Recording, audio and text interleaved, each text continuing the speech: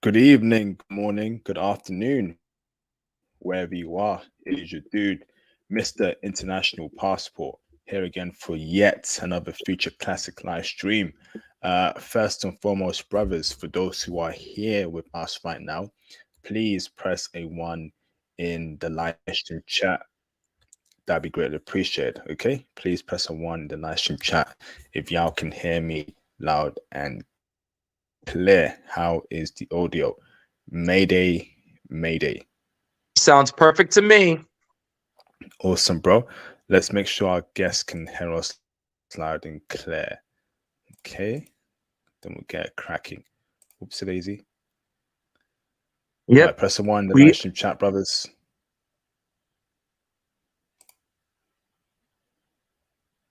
Press a 1 in the live stream chat.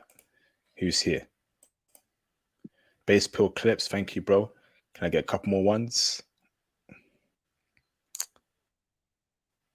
Press a 1 if you can hear me in the live stream chat. We got over 10 people here. Willie Rivers, give me 2 more ones. 2 more ones. Want to make sure I'm good. DM press a 1 privately. Give me 2 more ones in the live stream chat. Just press a 1 if you can hear me loud and clear, please. Just press a 1. We got 17 people here. Just press a 1 if my audio is good, please. Need to make sure I'm good. Thank you, Donovan. 1 more 1. Can I get 4 ones, please, from different people? one on one on one on one, in the words of Michael Jackson. All right, brothers. Press the 1 in the live stream chat, man. Am I good? How's the audio?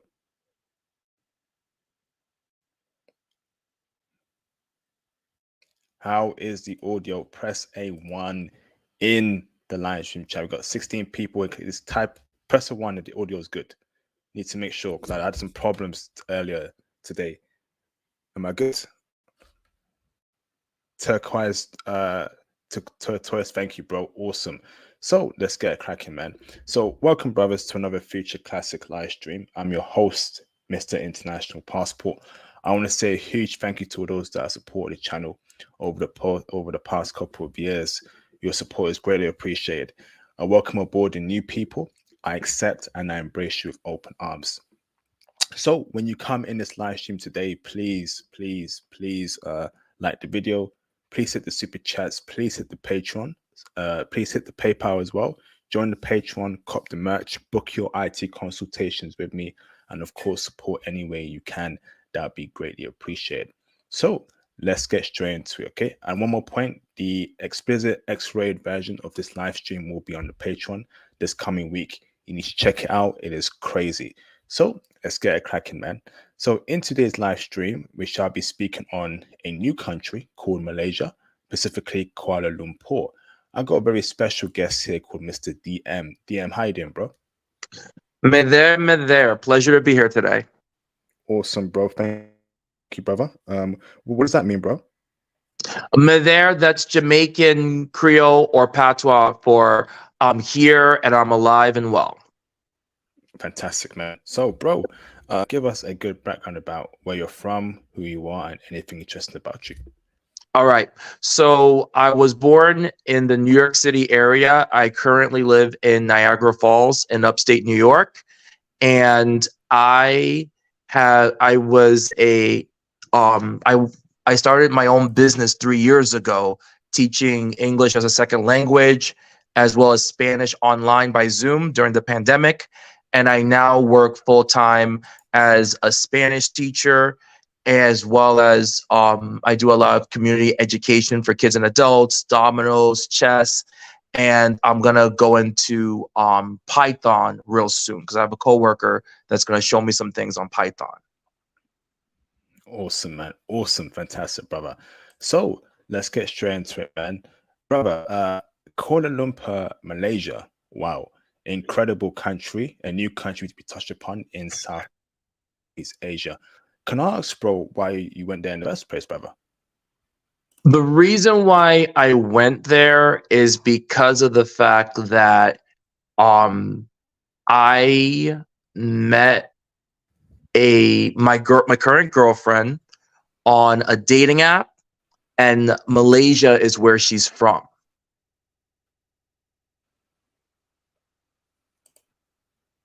Fantastic, fantastic, bro.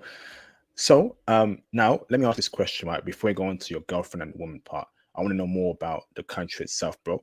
So, my first question to you, brother, is how are the people there in the country, brother? Are they nice people? Are they open? Are they reserved? Break it down for us, bro.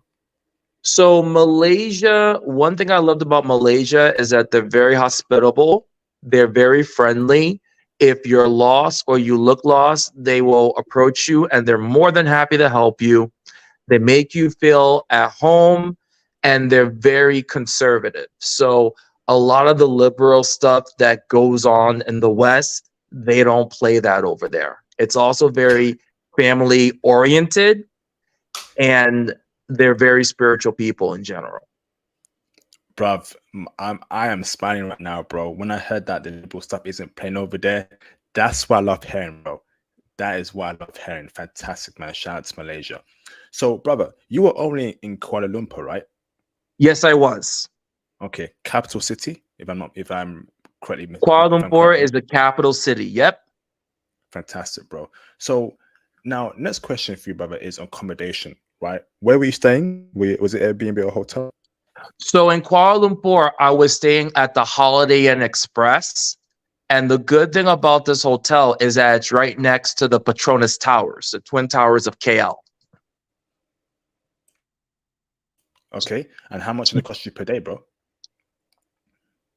The Malaysian ringgit is you get $4.35 Malaysian ringgit for every US dollar that you spend. So in American money, my hotel was only $55 for one night. And it was a very luxurious hotel too. Fantastic, bro. Fantastic. Awesome. So next question for you, brother, is so let me ask you, brother, about who runs the country, right? So I'm guessing is it a mixture of Chinese people, Indians, and Malay people? Yes, it is. So the richest sector in Malaysia are the Chinese, but the Sultan of Malaysia is of Malay ancestry. Interesting, bro. Okay. So is this a point where the Chinese look down on everyone in Malaysia? The richest sector of the Chinese, yes, they do. And that comes from British colonialism because the British set up the colonial system in Malaysia so that the Chinese had a lot of the businesses that the British oversaw. And so when Malaysia got its independence, the Chinese kept those businesses within the families. And that's why not all of them, but a lot of them can tend to be very uppity in comparison with the rest of the population. Even towards you and other and foreigners as well, bro? Towards foreigners, not so much because they want the money. It's more towards the Malays and the Indians. Okay. Oh, wow. Thanks for that breakdown there, bro. And we will touch upon dating very soon.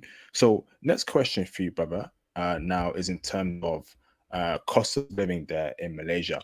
Is Kuala Lumpur, Malaysia, a cheap country, brother? How much were you spending per day? How much money, in your opinion, do we need for a whole week or two? Break it down for us, bro. Okay, so to put it into perspective, I bought 3 nice sweatshirts. There were light sweatshirts, very stylish, and I paid around 80 Malaysian ringgit. And when I saw how much money went out of my bank account, it was only 20 American bucks. So the American dollar goes a long way in Malaysia, and the British pound sterling and the euro will go a long way in Malaysia. The Malaysian ringgit is at the lowest exchange it's been at since 1998.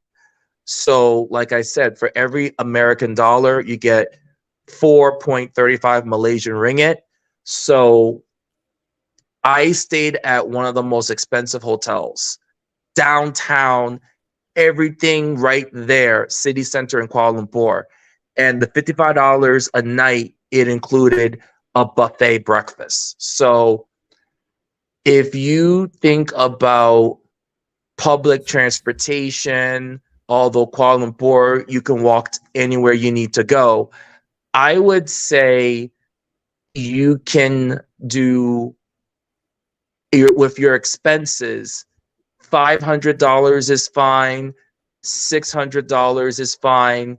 If you want to be real cheap and just stay downtown in Kuala Lumpur, you could do $400. If you really want to do it up, massage parlors included, go to the clubs, you always go out to eat. You don't try to cook inside of your Airbnb, then maybe $600 or $700.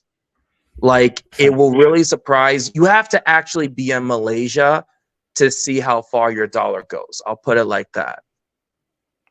Fantastic, bro. Fantastic. So what about in terms of investments, brother? In your opinion, when you were there, are there any investment opportunities for passport bros to build wealth there in Malaysia? Break it down for us.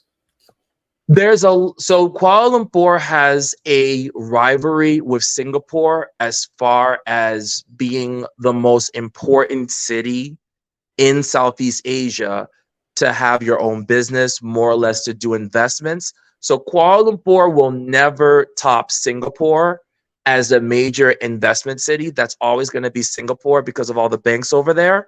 But the good thing about Kuala Lumpur is that you will get a lot more bang for your buck if you have your own business there, because you don't have as many taxes for business owners in Kuala Lumpur like what you will have in Singapore. So there's a lot of people that have had their own businesses in Singapore at one point or another, and they decided to move to Kuala Lumpur because it was a lot cheaper for them to run their businesses, and they got a lot more income stream to them instead of what was going on with all the taxes they had to pay in Singapore. So you can run your own business. A lot of foreigners have ran their own businesses in Kuala Lumpur, and they're very successful.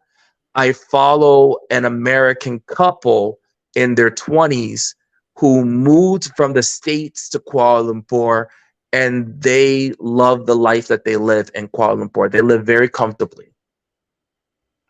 Fantastic, bro.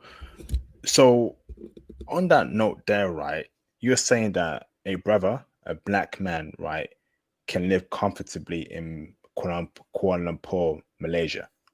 Yes, they can. Racism, did you experience racism at all? Any slurs said towards you in English or in their language? Any sort of bad looks? Any sort of animosity in a black man? You know, being a black man from suburban New York City, you're always looking for that. And let's just say that I experience more racism every week where I live than what I experience over there. Like, you'll get looks, but the looks are mostly like they're happy to see a black man, because for some of them, they've only seen black people on television outside of the growing Nigerian population in Kuala Lumpur. So they're very happy to see Black, British, African Americans, and they're very friendly. There was no N-word use whatsoever of any kind, and there were no people that were upset to see me. Like, I easily got into a lot of conversations. When I was on the Malaysian Airlines flight, the lady was trying to give me extra food and hook me up. Like, I've never been treated so hospitably as I have by a lot of the Malaysian people that I dealt with. Wow, incredible, bro. So you're saying there's a growing Nigerian population there. How do they live there? Are they respected there, and are they making big money there, brother? Break it down for us. Yes. So the thing is, the Nigerian population has been growing since the 1990s, and it's really been growing over the last 10 years. The only negative rep that the Nigerian people have had is that there have been some Nigerian men who were very good at technology, and it's been proven that a lot of them have been guilty. They got into a scamming business in which they were messing with the programs of the ATMs to get the money for themselves, and also fishing for other people's information online. And a lot of Nigerian guys 5 to 10 years ago were found guilty of this. But even then, their reputation is a lot better now because of the positive contributions that they've made in the Malaysian culture, especially with the growing hip hop scene. Some of your best hip hop artists in Kuala Lumpur are of Nigerian descent. Wow. Okay. Interesting, bro. And we're going to break it down when it comes to women very soon. I know you brothers are waiting for that, but step by step. So, is it safe, Kuala Lumpur, Malaysia, brother? Safe country in general? It's one of the safest cities I've ever been to in all my life. There was a crime that happened a couple weeks ago, but it was something that was seen as very surprising to the Malaysian population. It was basically it was basically between two members of a Nigerian gang that's all over the world, but they had their local gang in Malaysia. And even for that to happen, that's once in a full moon. You do have government presence no matter where you go. You have police presence everywhere. You can walk down the street at 4 a.m. and nobody will bother you as long as you're not involved with the wrong people, is what I'm trying to say. Kuala Lumpur is absolutely positively safe. It's one of the safest cities I've ever been to in all my life. Amazing, bro. And loving one here so far, brother. So tell me more about the lifestyle there in Kuala Lumpur, Malaysia.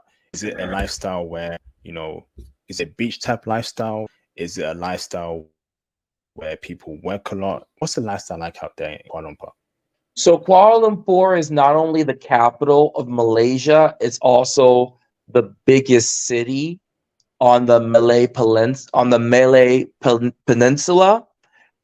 So it is hustle bustle.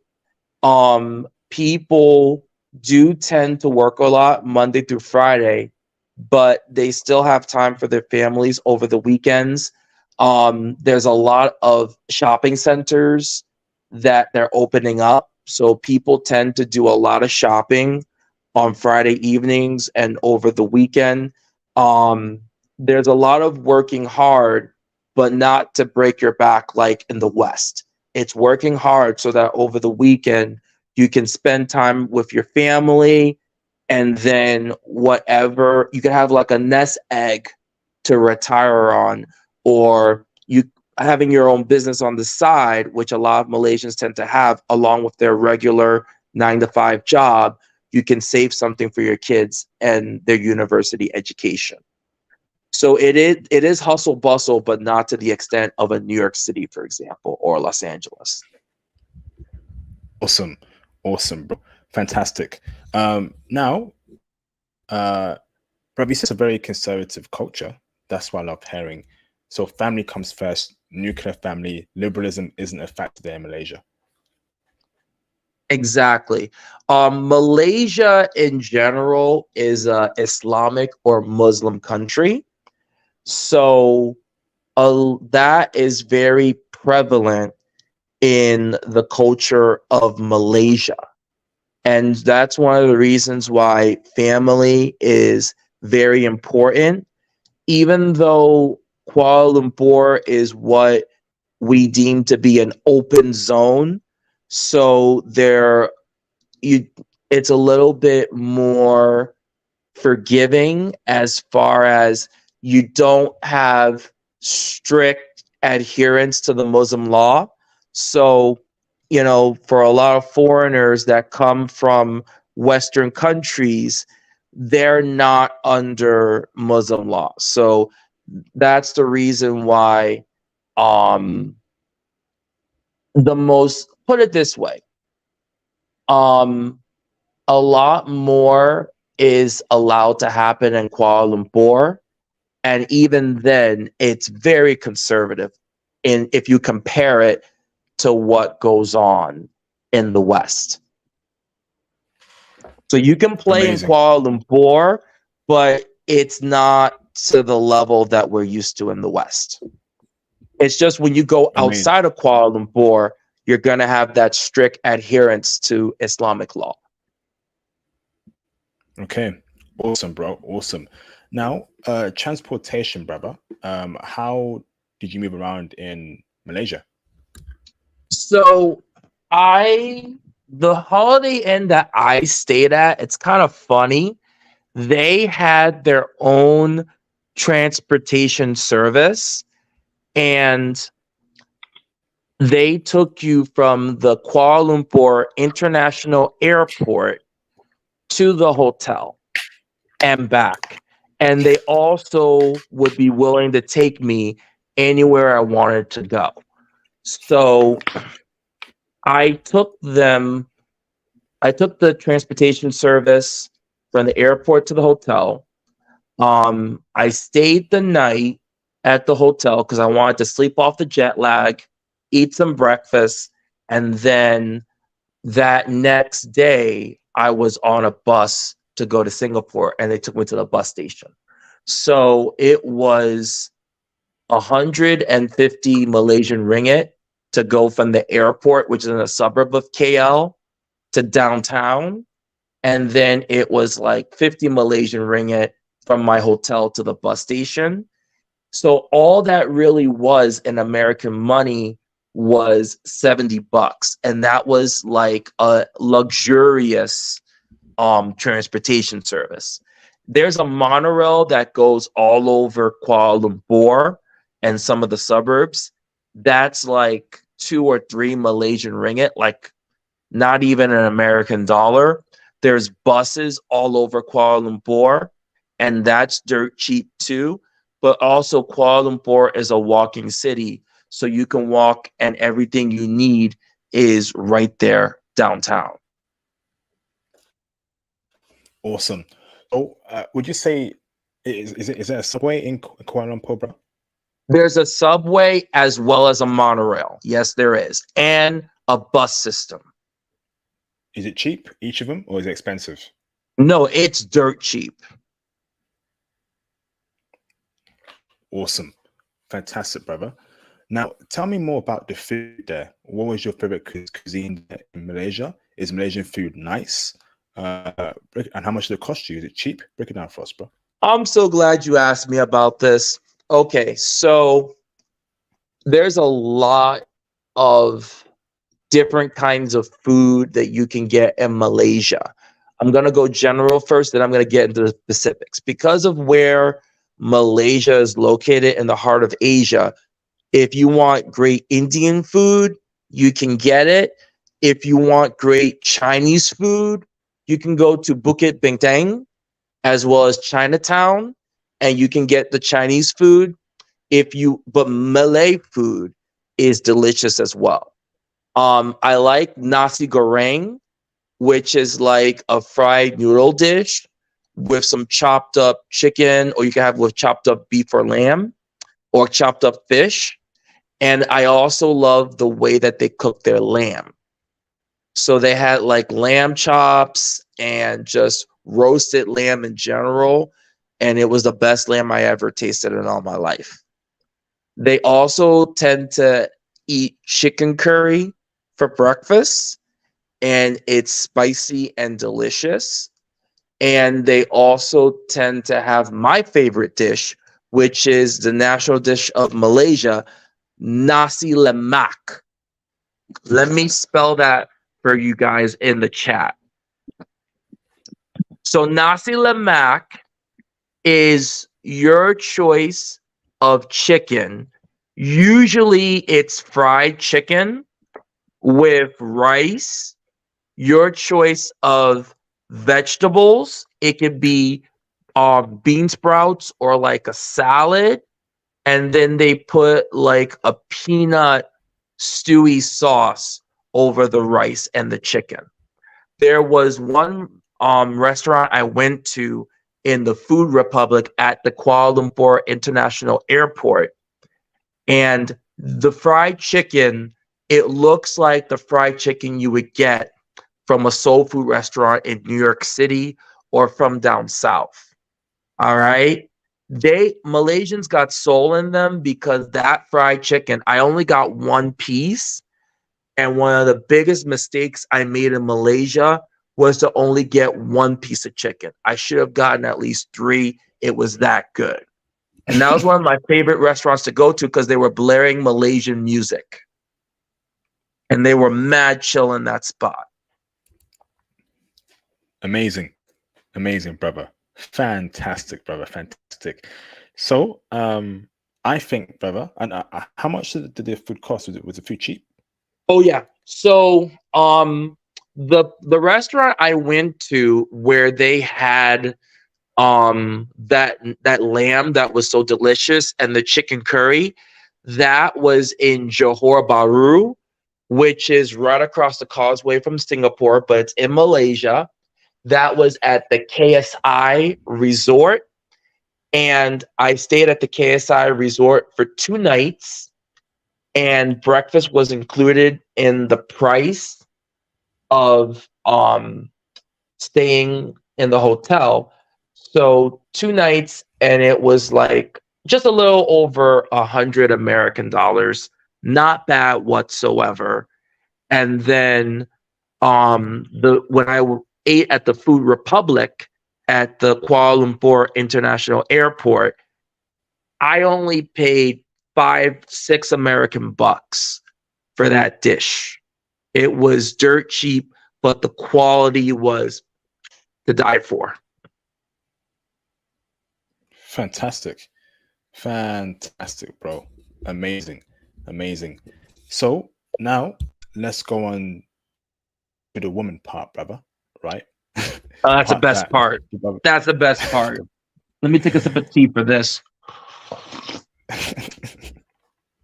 So now I'm going to ask you a question, bro. It's a question that is potentially or probably the most important question in the history of mankind, brother. Okay? It's a question that can bring about world peace. It's a question that can turn water into wine. It's a question that can make mankind walk on water like Jesus Christ did in the Bible. It's a question, brother, that can stop an alien invasion from happening against planet Earth. It's a oh man, and it's a question, brother, right, that can split apart the river Nile and allow mankind to walk from one point to the other point, like it was done in the Bible, bro. It's that powerful of a question, brother. Okay, the question is, brother, right? Are Malaysian women in Malaysia checking heavy for brothers and passport bros, brother? Bro, there you already have women that are half black, half Malay. Not only are Malay women checking heavy for brothers, they've been checking heavy for brothers, man.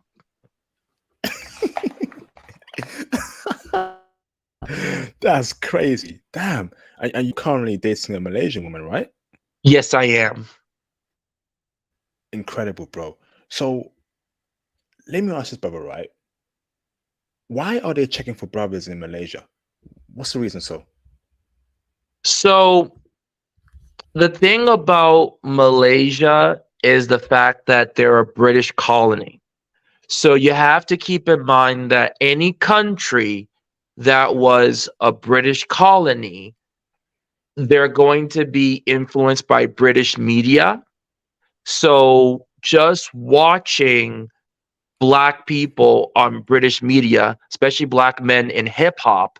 Like I said, the hip hop scene is growing in Malaysia. KL is the heart and center of the hip hop scene in Malaysia. So the love of hip hop is one of the reasons why Malay women are checking for brothers. Just the fact that a lot of countries in Africa have been under British colonialism, like Malaysia has. So just having that in common, they're checking heavy for brothers. Um, Besides Malay and Chinese, the most important language in Malaysia is English. So any country that the most important language is English, at least when it comes to European languages, they're always going to have that curiosity for brothers, as we all know. And on top of that, um, we know the reputation that Thai women have towards brothers. We know the reputation that Filipina women have towards brothers. And what you have to understand is that the model of Malaysia is truly Asia. Malaysia is smack dab in the middle. If you go to the north, you're in Thailand. If you go to like the southeast, you're in the Philippines. So curiosity kills the cat. They see the Thai women being all over us. They see the Filipino women be all of us. Just simple geography. Why wouldn't they be? Is my most important question. That's incredible, bro. That's incredible. Now, for you, brother, right? You were in Kuala Lumpur, Malaysia. Yes. You did some observations for Intel Force Brothers, right? Can I Yeah. ask you, bro, right? Where are the best places in Kuala Lumpur, Malaysia, to meet respectable women, brother? Is it the park, the library, etc., etc.? Break it down, for us, please. I'm a big Cosby Show fan, so I would say no matter where you go, always go to the library. So definitely go to the library in Kuala Lumpur. I highly recommend to stay at the Holiday Inn Express in Kuala Lumpur because a lot of the Malaysian women that worked at the hotel were very stunning and very pretty. And on top of that, the location of that hotel was downtown. So even for people that weren't staying at the hotel, they did karaoke there every Friday night. And on top of that, they have a high tea every day from like 12 to 3. High tea is when you can have your choice tea or another choice of hot drink with pastries. So I like that hotel, one, because I bumped into another brother from San Francisco, California. So that's how I know I made the right decision to listen to my gut and stay at that hotel. You're right near Petronas Towers. So that's where you're gonna find Malaysian women shopping. There's a lot of malls near that hotel too. So you can go to the mall, library, clubs, restaurants, and also too, you are gonna get the eye just being not just being black, but not of the Nigerian population in Kuala Lumpur. So it's not like the States where if you code approach, they're gonna look at you like you're doing something bad. Like I had girls say hi to me at the airport and start a conversation with me. So code approaching definitely works in Kuala Lumpur. Fantastic, bro. Amazing breakdown there. Is feminism a problem there amongst a woman? I think feminism, as far as women having equal opportunities to men, it is in KL because it's the most capitalist part of Malaysia. So the transportation business that I was talking to you about, it was a lady that owned that business, but she was not third wave feminist, like what we're accustomed to in Britain as well as in the States. She still wore her hijab. She talked very positively about her husband. So the fact that she had her own business, she didn't let it get to her head. And she talked about how basically she started her own business so that she could try to save money for her kids to finish college, and so that her husband wouldn't have to work so hard by himself. Wow, amazing. So, but apart from that, when you were in the city in Kuala Lumpur, your observations, you spoke to women, did you feel a strong feminist vibe there at all? I feel that of all the places you could go to in Malaysia, um you will have the highest level of feminism in Kuala Lumpur, but it's mostly from the women that are from other countries. So if you have women that are from Great Britain visiting, because I did see some women from Great Britain that were visiting, I did see some women from Europe that were visiting. So the third wave feminism, that's usually going to come from women that are visiting from the West or that have moved to do business in Kuala Lumpur from the West.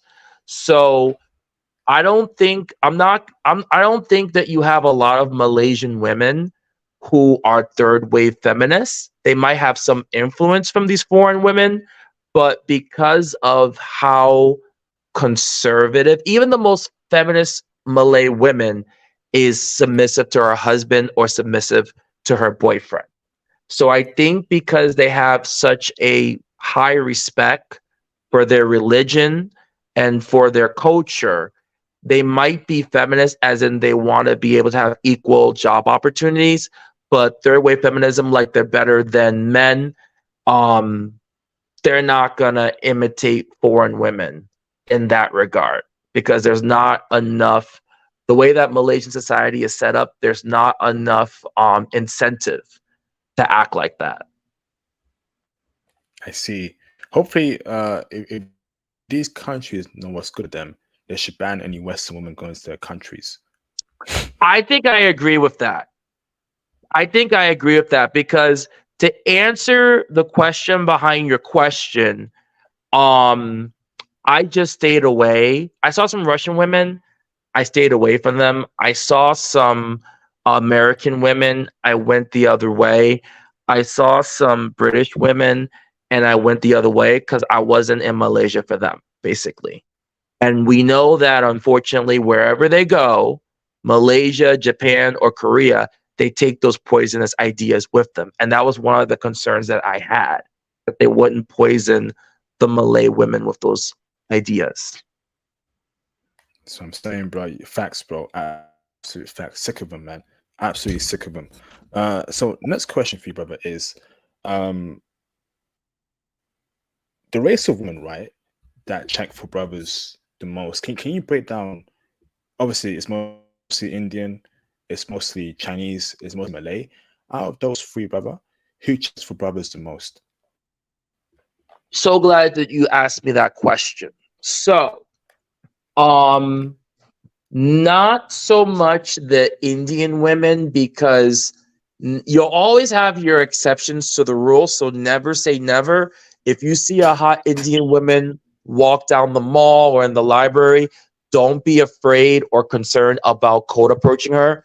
You lose nothing to cold approach a girl. All right. So let me just make that crystal clear. Now, the thing about Indian women, no matter what country they're in, including in Malaysia, is that they have a lot of family pressure from their parents to marry within the Indian ethnicity. So even in Malaysia, they tend to marry other Indians. The younger generation is tending to marry outside of their ethnicity, usually to the Chinese. So there's a joke that you do have a lot of Chindian people. Imagine that, women that are half Chinese, half Indian. So I would say my recommendation, if you're a black man, is go for the Malay women. Why do I say that? I think Theo Waff made the point in a previous live stream that the Malay women are like the black women of Asia. So you look at why Filipino women are so hot, it's because they have part Malay ancestry, right? So you take the best things about, so they have black women's body, okay? Now think about a woman that has the caramel complexion of an Indian woman. Think about a woman that has a black body or at least a Filipina body, okay? Think about a woman that has beautiful, gorgeous almond eyes like a Chinese woman. The Ooh, Malay women tend to follow hip hop culture the most. And because they have darker skin, they tend to wow themselves over brothers the most. So I found that of all three ethnicities, it was the Malay women checking the heaviest for the brothers. fantastic, bro. And who's the most beautiful woman out of those groups of women, brother? Is it the Malay woman, the Chinese woman, or the Indian woman? The Malay women. And the thing about it is the fact that my girlfriend is Malay and she has a beautiful I'm trying to keep it PG, but she has the right assets in her front, the right assets in her back, nice and thick. That's the best thing about Malay women. They have nice thick bodies similar to Filipino women, and they have that same curly or wavy hair that the Filipino women have. And if you want a woman that's Asian but has a black body, the Malay women are the way to go. The food is delicious. So I talked about nasi goreng. I talked about nasi lemak. Imagine a woman cooking that food for you when you're staying at an Airbnb.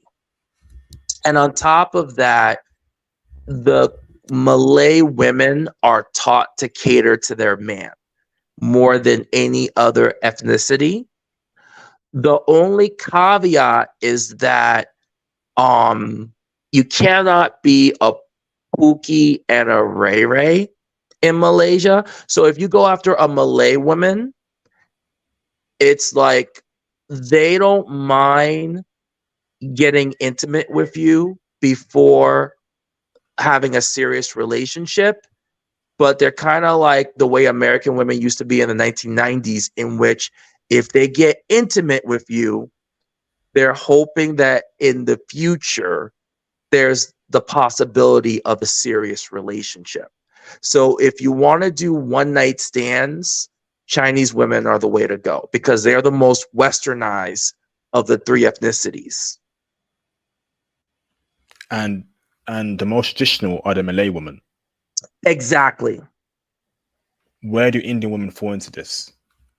Are they traditional or are they westernized like Chinese Indian women, I would say, are more traditional than Chinese women, but also the younger generation is starting to get a little bit influenced by westernization, similar to the Chinese women.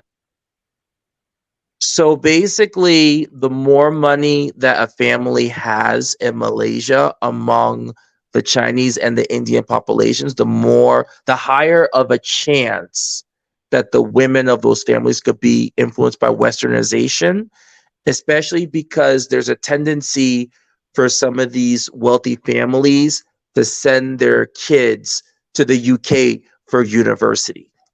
So that's one thing that you have to keep in mind, that if they go to the UK for university, fine, but that they weren't too influenced by what they saw in the UK. Okay, that's a great point there, bro. I see. All right. Okay, thank you, brother. That makes sense. Okay, thank you, brother. So next question for you, brother, is any other race of women you saw out there that you saw with brothers? So you definitely saw Malay women with brothers. Yes. You didn't, but you didn't see Indian and Chinese women with brothers. Is that correct? I did see some Chinese women with brothers. Yes, I did. Um, in fact, that's actually very common. But the majority of the couples are Malay women with black men.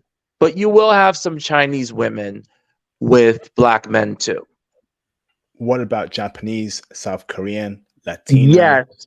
So the European? thing is, there's a growing population of Koreans and Japanese that are moving to Malaysia to do business. So the thing is, we know that no matter where Korean women live, they're always checking heavy for brothers. Mm. So you can get some hot Korean women in Kuala Lumpur. And I've even heard, I haven't seen this myself, but I've heard from other people that you have women that are rare Pokemon. So they're half Malay, half Korean. Oh, oh, So oh, imagine like a Korean woman who are also nicely proportioned, but with a caramel complexion. oh, man. And brother, they're checking for brothers? Of course they are.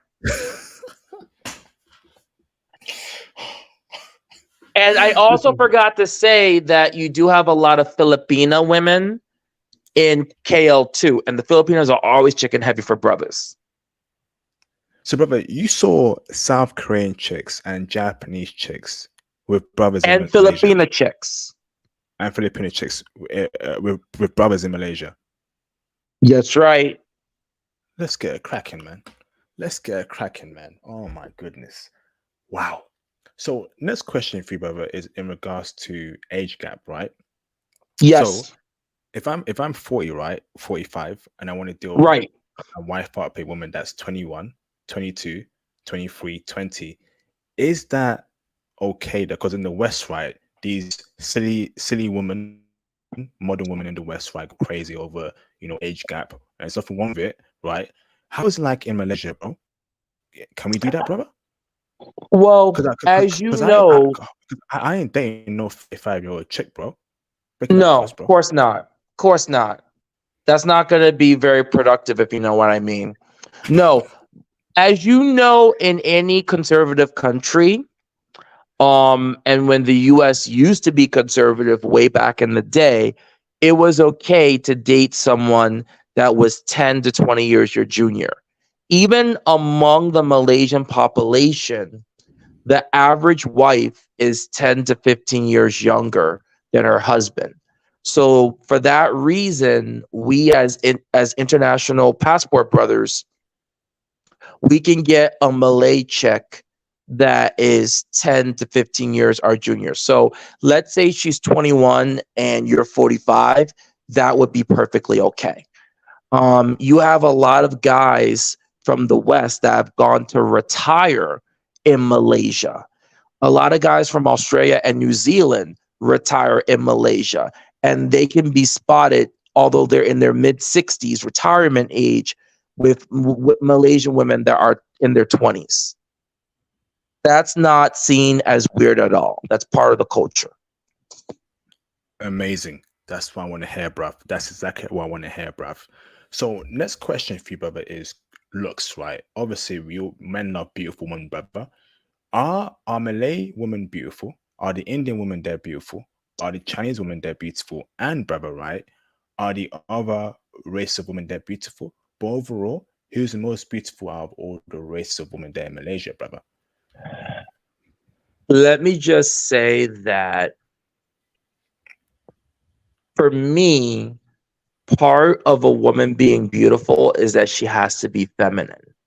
Mm, So the one thing that attracted me to Malaysian women in general, no matter the ethnicity, it wasn't just their beauty, it was also, or the hospitable nature, it was also the femininity.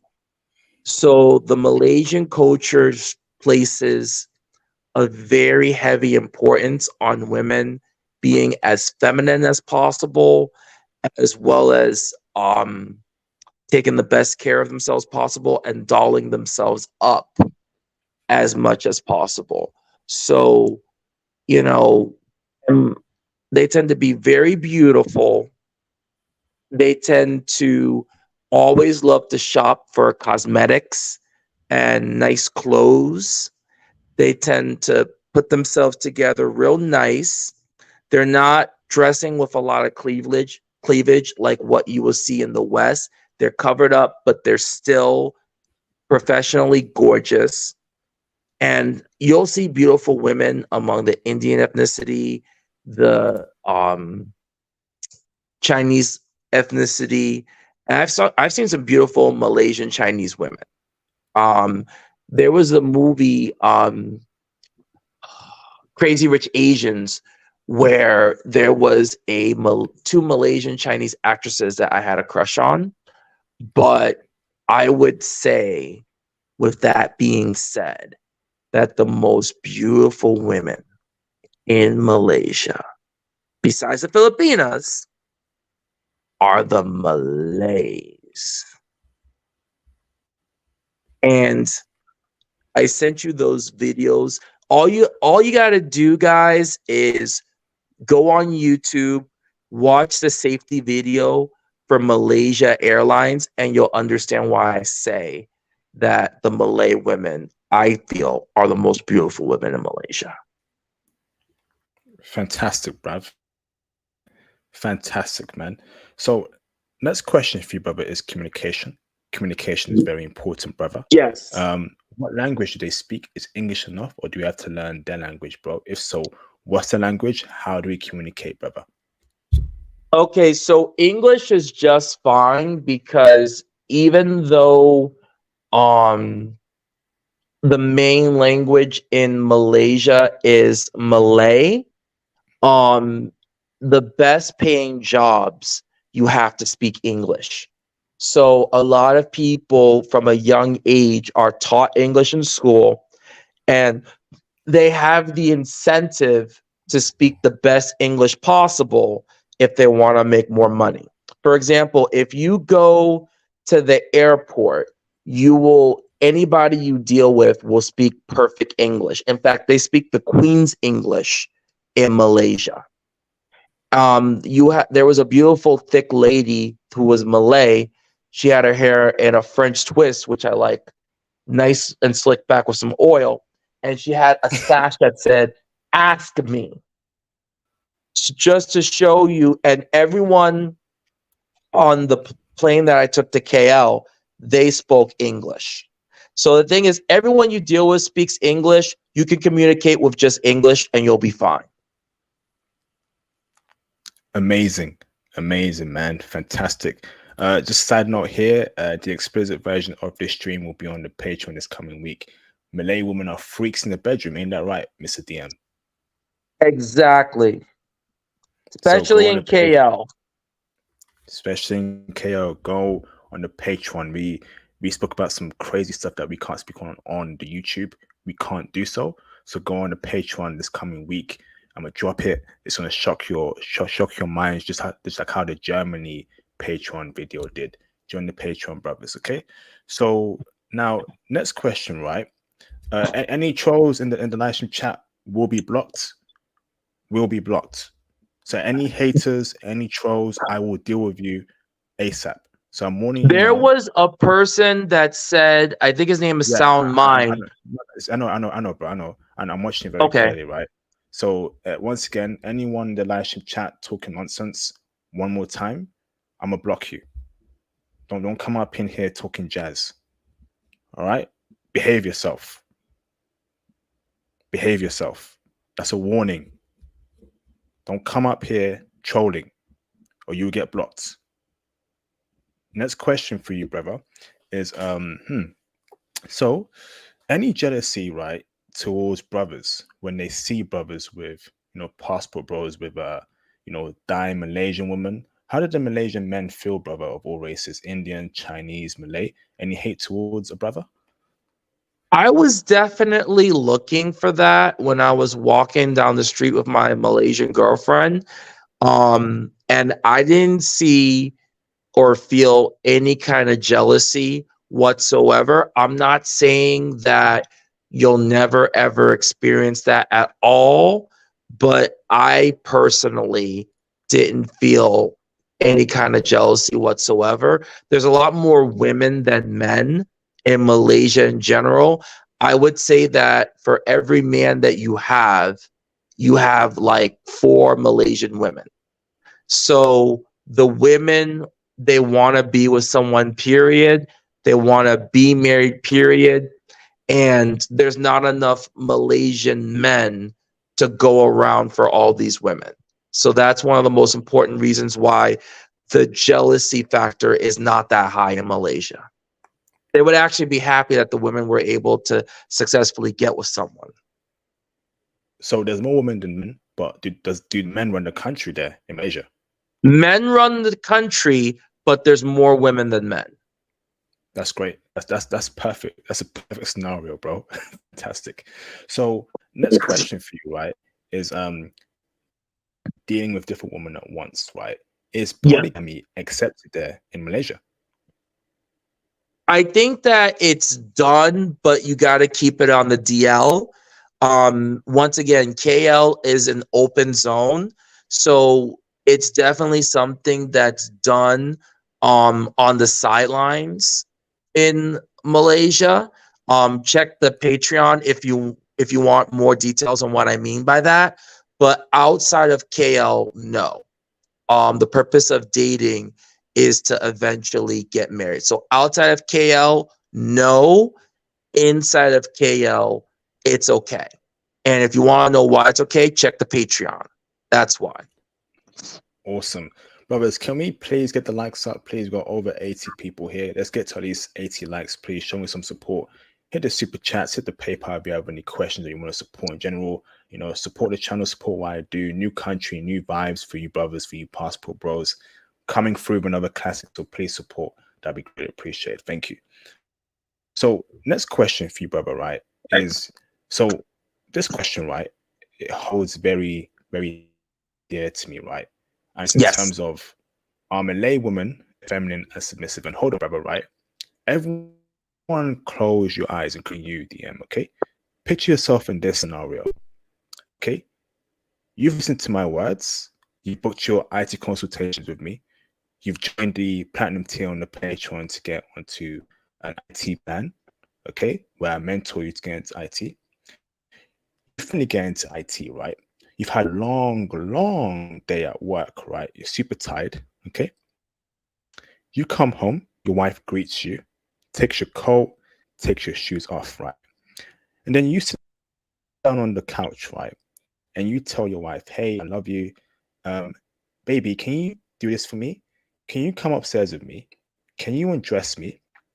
And when you undress me, can you rub my back and my shoulders? And after you finish doing that, can you hop in the bath with me? Okay? And can you bathe me from head to toe? After you finish bathing me, baby, can you moisturize me from head to toe? Brother, would a Malay woman on average do that for you, brother? When I go back to KL in December, that's exactly what my girlfriend's going to do for me. And since Malay women are submissive in general, that's what they will do for any other passport bro that they're with. In fact, my girlfriend is so submissive. She told me that when I choose an Airbnb, I need to choose one with a hotel so that she can cook for me. Wow. So, brother, you have told your girlfriend that you want her to bathe and moisturize you. She said yes. That's right. She said How did yes. You pop that question to her? How did you pop that question to her, bro? I was just very casual. I was just like, hey, listen, we've been dating for a little over a year. And we've been intimate with each other. It would mean a lot to me if we can shower together, and then after that, if you can give me a nice massage and use some oil. And she did give me a nice massage, especially around my neck and shoulder area, because from the jet lag, I was very tense on my neck. Fantastic, man. Amazing. And are Malaysian women feminine, brother? I love me a woman that paints her nails, long hair, a woman that wears long dresses, that cooks, cleans, acts very, very girly. I love girly women, brother. Can I find that in Malaysia? And is that the overall population of women there, brother? That's one of the most important reasons why I kept sending you those safety videos of the stewardesses on Malaysia Airlines, because growing up with a lot of masculine women in the West, like you and I did, it surprises me how feminine women are in Asia, but especially in Malaysia, they are so feminine. They're in their own class by themselves. That's how feminine they are. And they don't have to fake it till they make it. It's just natural for them. It's like breathing air. That's how feminine they are. That's wonderful, brother. And would you say Malaysian women are wifeable, brother? And for me, a wife is someone that cooks, cleans, look after the house, look after the kids, cares for you, lets you lead the household, makes you make the big decisions in the household. Is that how Malaysian women are, bro? That's how Malaysian women are raised to be from a young age, because it's very rare to find a Malaysian woman that was raised by a single mother. I'm not saying that, you never ever have that, but it's usually because of the fact that the father died at a young age. But usually a lot of the average Malaysian woman comes from a two-parent household. They see great examples of marriages at home growing up, and they want to be married themselves. So they already know how to be wives by the time that you meet them, and they're just looking for somebody that they can wife up to.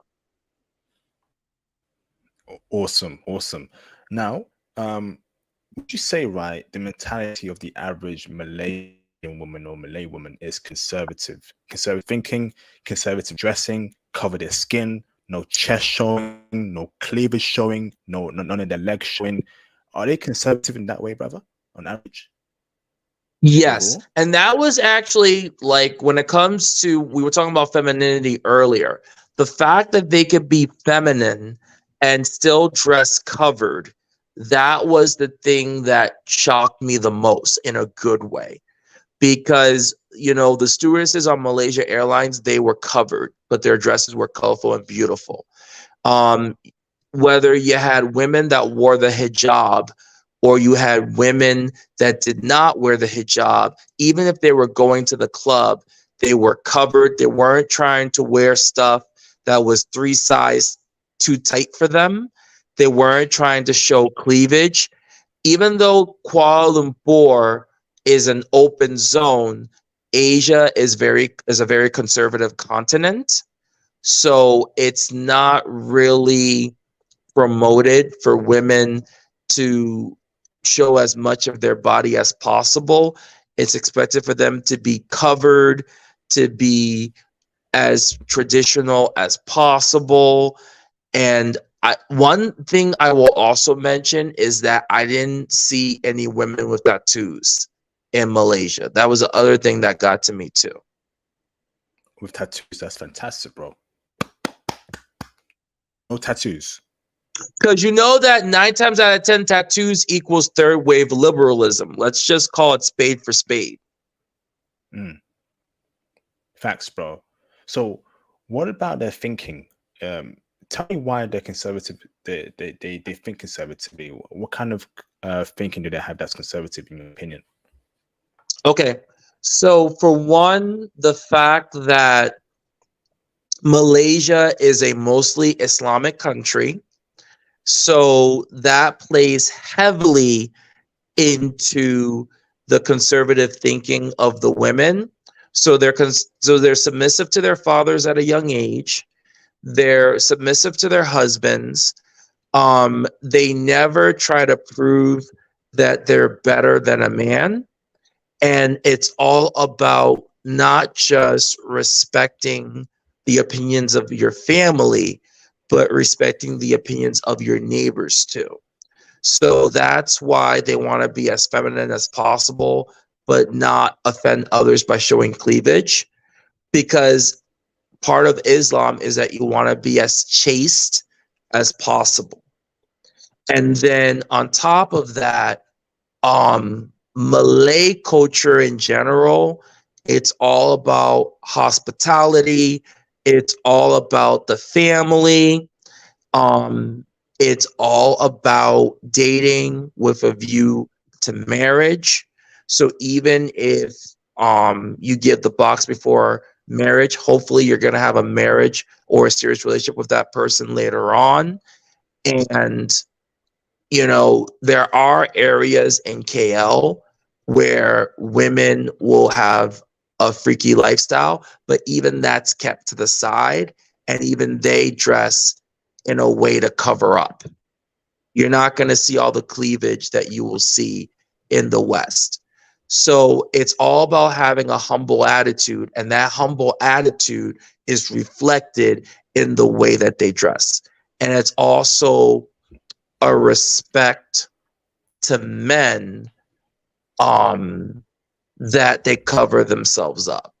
So they don't want to tempt us more than what's necessary.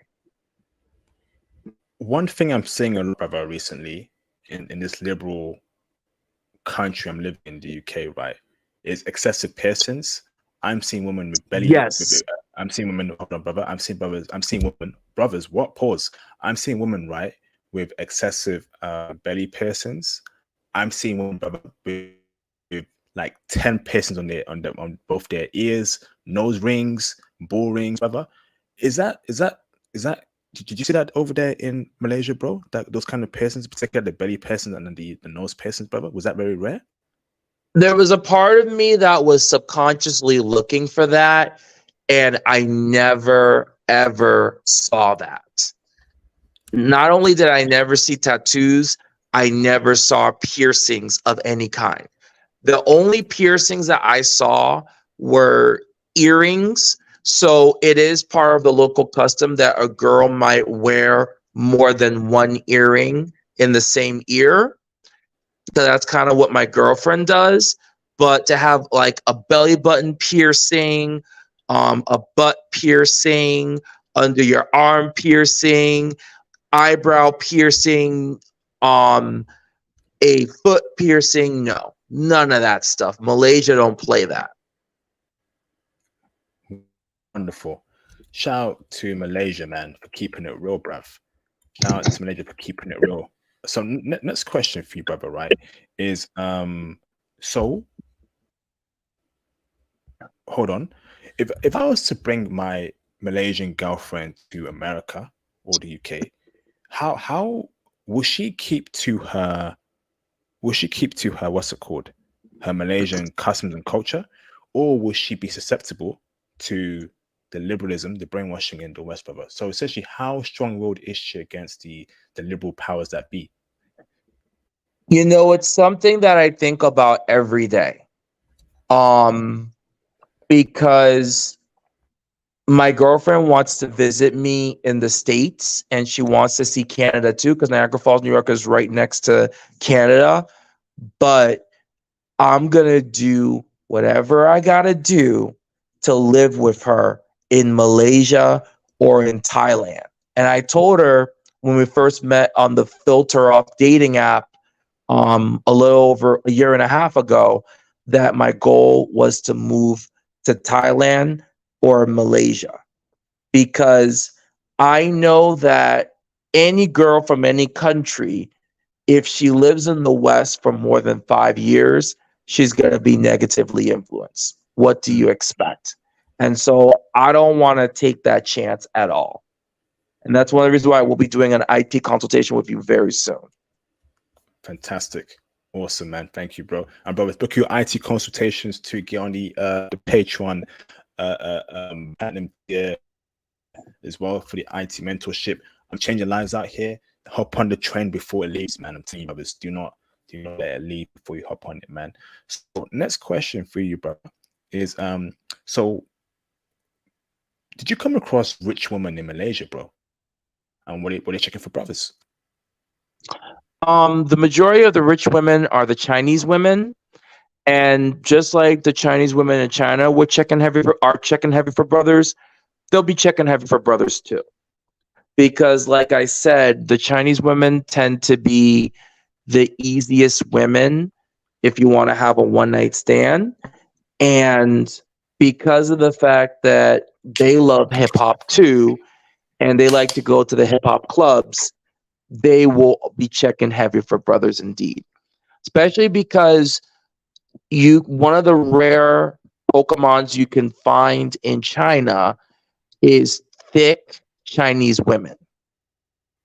Ooh. And they know that we as brothers love thick women. So a lot of Chinese women have been getting thick for us, besides the Malay women. Not me, bruv. I keep it stack. I'm not into thick women like that, brother. I like slim thick though. Gym No, thick. they have slim thick too. They have slim thick too. So if you're into slim thick women, Malaysia's a place for you. Wonderful. Flat stomach, proportionate. I don't want to see no BBLs. I don't want to see no slim thick borderline. She's one hamburger away from being a fat soul. I need a slim thick chick, brother, in the gym. No. Skinny woman. The thing is, health is promoted a lot in Malaysia as well as exercise. So there's a lot of these rich Chinese girls. You'll have some thick ones like the ones I like, but they also have slim thick Chinese women. So those rich slim thick Chinese women, they'll be up your alley. And you can find that in KL especially. Brother. Awesome. Fantastic, man. So next question for you, brother, is religion, right? So you're saying the average woman you're gonna meet in Malaysia is going to be what's it called? Muslim and religious. Yes. You will hardly meet any atheists there. Yeah, you would hardly, if they're not Muslim in KL, then they're either Christian or they're Buddhist. They have some kind of belief in God or a higher power. It's very rare to find an atheist in Malaysia. Awesome, bro. So on that note there, brother, right? Are the Muslim women, right, are they open towards dating a man and a Christian man? Yes, they are, because my girlfriend is Muslim, and one of the first things that we talked about was the fact that I was raised a Christian and I'm still a Christian, and she never pressured me to change it to her religion in order to be with her. And she said, if you want to stay Christian, that's totally fine. She just wants me to be happy. And that's the most important thing. You have a lot of Malay women that wear the hijab and they're Muslim, but their black husbands and boyfriends are not necessarily Muslim, nor have they adapted to the religion. They might go to a couple of services at the mosque here and there, but they don't necessarily become Muslim to be with the Muslim chicks. The Muslim chicks are checking for brothers, and you don't have to become a Muslim yourself in order to be with them. I'm down with that, bro. I'm down with that. That sounds great to me. Right. Outside of KL, there might be a little more pressure to conform to Islam, but not in KL. The liberal city of Malaysia, exactly. But still conservative. Exactly. Okay, so liberal, but it's not liberal like the West. It's more exactly. Like it's conservative, but it's just like some things are open there, a lot more lenient in KL, right? Is that what you mean? You got it. You got it. You got it. You got it. You got it. All right, so All right. So next question for you, brother, is so social media, right? Is social Yes. media a problem there amongst the women when you're out there, bro? The Snapchats, the narcissism, the selfies, the funny looks they take pictures with on the pictures, the whole thing we see in the West, is that a problem there in Malaysia? There's only a handful of Instagram models that I know of in Malaysia, just two. So there was that girl that was half black and half Malay that I sent you a picture of, and then one Mhm. other girl. So you're not gonna have a lot of Instagram models like what we have in the West. Like you do have some famous women that they tend to post regularly on Instagram, but even then they have their boyfriends with them usually, or they have their man with them usually. So you don't have women posting with the purpose of narcissism, all eyes on me. It's usually because they want to talk about a great time that they had doing the Kuala Lumpur night tours bus, or a great service that they had at a hotel to help other people so that they can have a good time too. It's not about drawing attention to them. So it you like even if they use Facebook or Instagram, it's to keep in touch with their family or their friends. It's not to try to draw the attention to themselves like in the West. Awesome, awesome. That's fantastic, man. All right, so next question for you, brother, is now um tell me about clubs and bars scene, brother.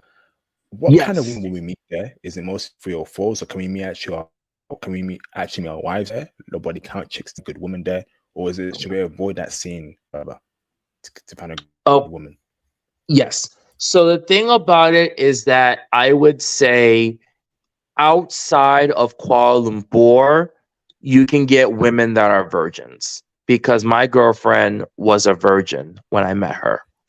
Um, but in Kuala Lumpur, because of how conservative the Malay culture is in general, um, even if you met a girl at the club, she might not necessarily be a virgin, but she would have a low body count of 1 to 3 at the most. And the club areas are usually downtown in Bukit Bintang as well as Chinatown. And let me put that in the chat so that you guys know the spelling. Now, in the club, um you can meet your wife there because even the women that are club goers, they're not looking to live the dirty lifestyle like what we know in the West.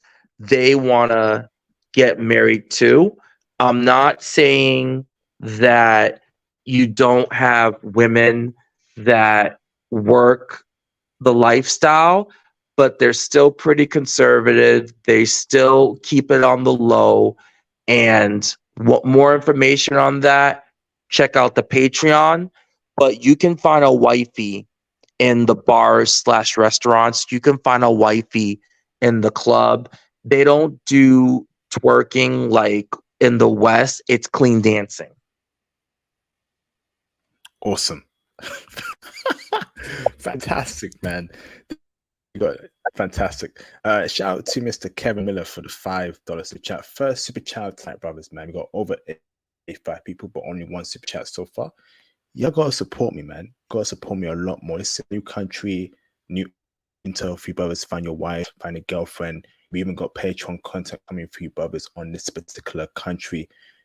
Y'all gotta show me support, man. It's not easy. I've been doing this for the past couple of years now. Using my personal time, right, in the midnight, 1:30 a.m., 2:30 a.m.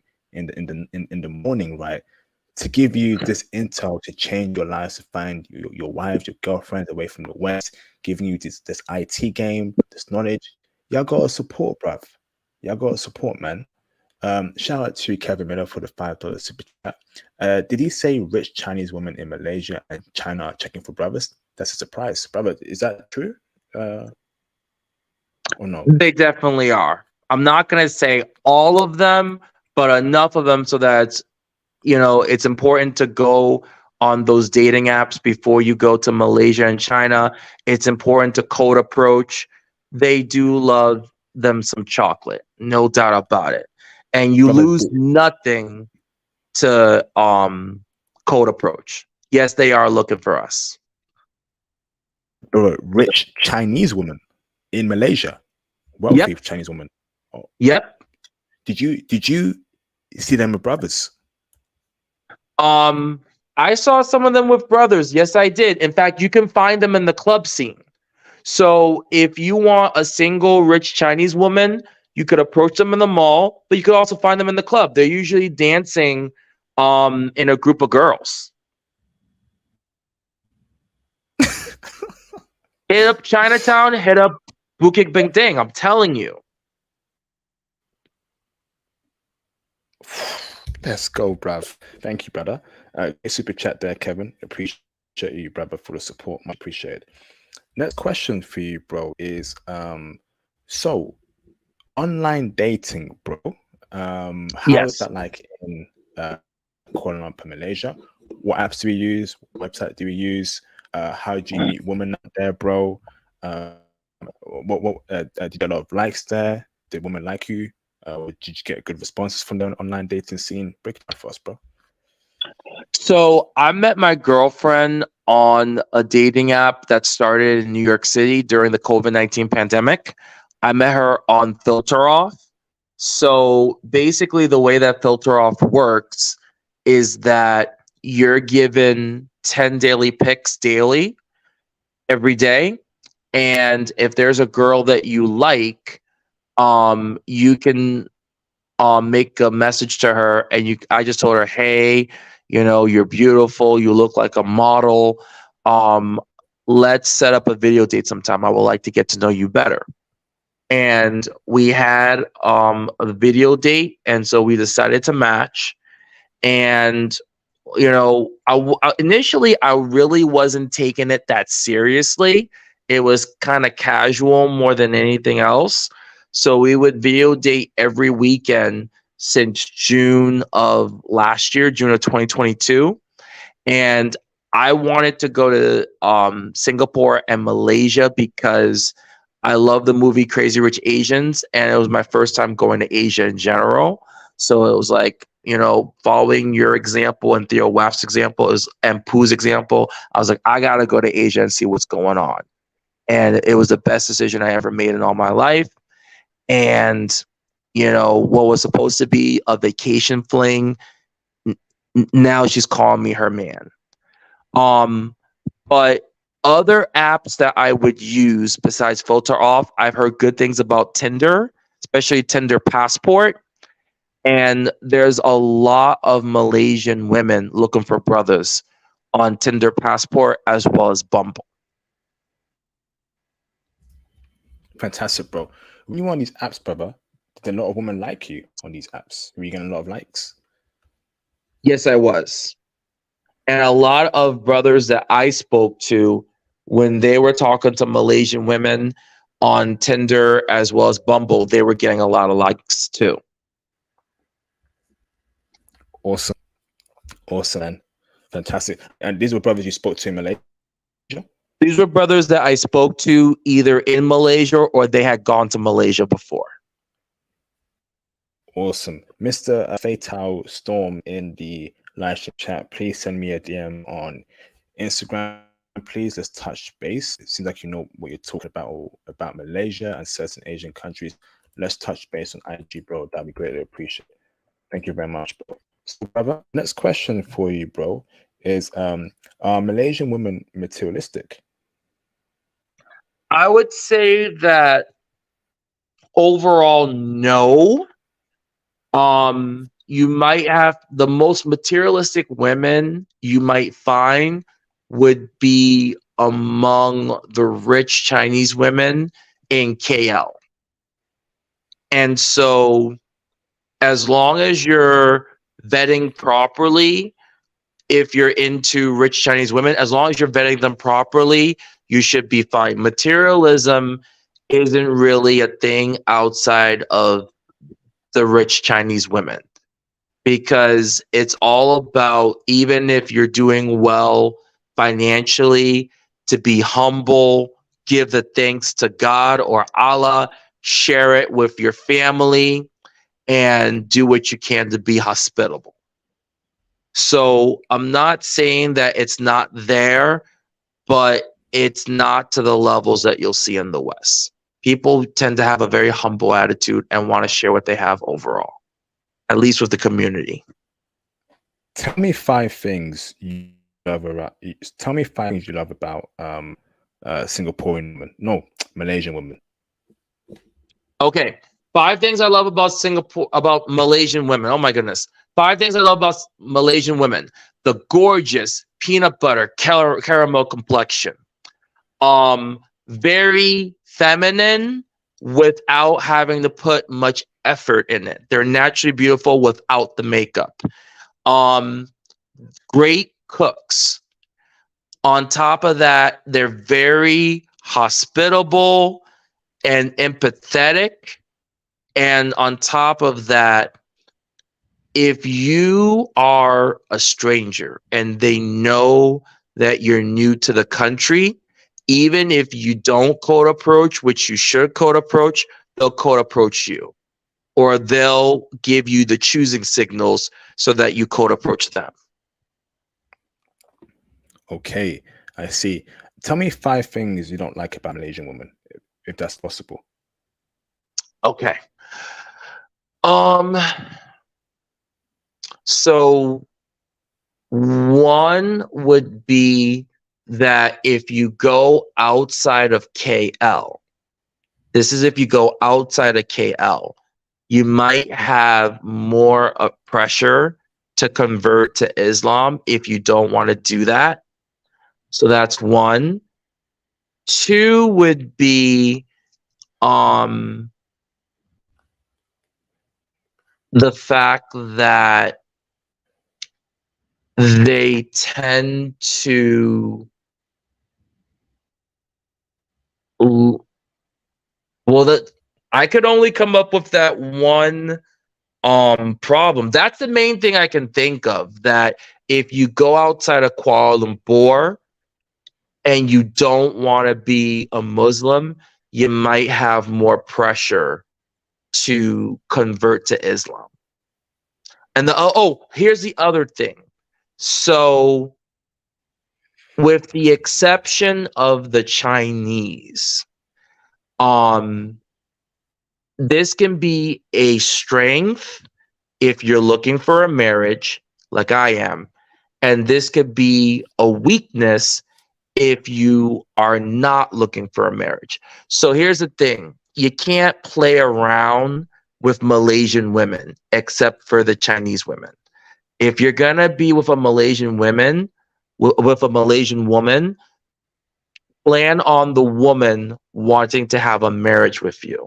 So if you just want to casually date, Malaysia is not the place for that. It's better Thailand or the Philippines. So that's the second weakness I can think about for Malaysian women. Awesome. Thank you, bro. Shout out to Mr. International Travels for the $2 super chat. What's the word, bro? Thank you for the support, bro. The word is Malaysia is sounding like a good spot for the brothers. Thank you, bro.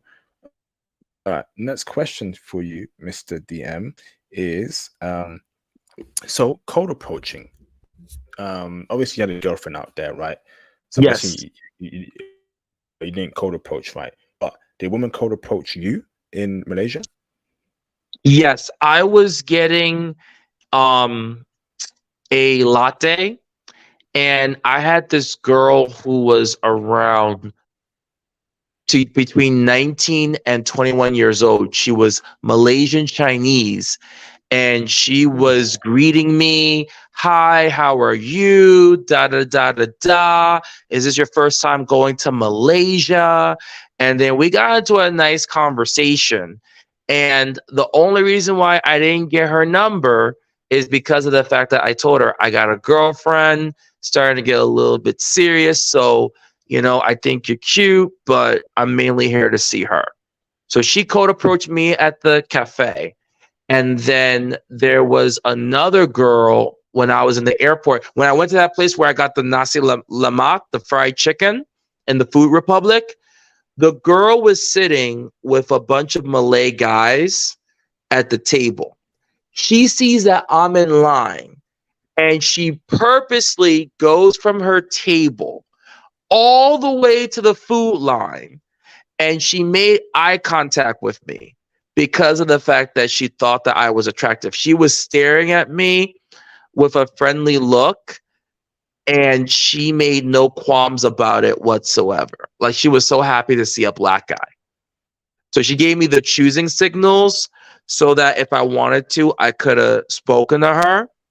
And then on top of that, there was one stewardess on Malaysia Airlines that was giving me extra food. And I didn't get her number, but I could have had it if I wanted to. But we got into a nice conversation as well. Not just on the plane, but when we got off the plane too. What kind of choosing signals do Malaysian women give? So they usually will ask if you need help to get someplace or if you're lost. They also will look at you with a smirk or a smile so that you can say hi. And they'll even just cold approach you and say, hi, how are you? And then if you're in the mall or in the airport or the restaurant and you're walking, then they might say something like, Selamat pagi, which is good morning, Selamat petang, which is good afternoon, or Selamat malam, which is good evening. And they might say, welcome to Malaysia, Selamat datang Malaysia. And so if they say something like that, it's because they want to converse with you. Because if they didn't want to converse with you, they wouldn't take time out to talk to you or to greet you. Now, I know you had a girlfriend out there, brother, but how would we, in your opinion, how would we cold approach women in Malaysia? What do you think we should say in English? How do we go about it to get a number? Give us some ideas or tips, brother. Okay. So definitely for sure, even though you can get by with English in Malaysia, it will help you to break the ice if you learn a little bit of Malay or a little bit of Chinese. So if you're into Malay women, it would be good to learn a little bit of Malay. If you're into Chinese women, it would be good to learn a little bit of Chinese. Just basic greetings. So if you like a Malay girl, you could pass her and you could say, Selamat pagi. And then they will ask you by curiosity, how did you know how to speak Malay? Your Malay is good. And then you can converse with them. And same thing with a Chinese woman. How do you know how to speak Chinese? Then you could converse with them. This is how I learned how to speak Chinese.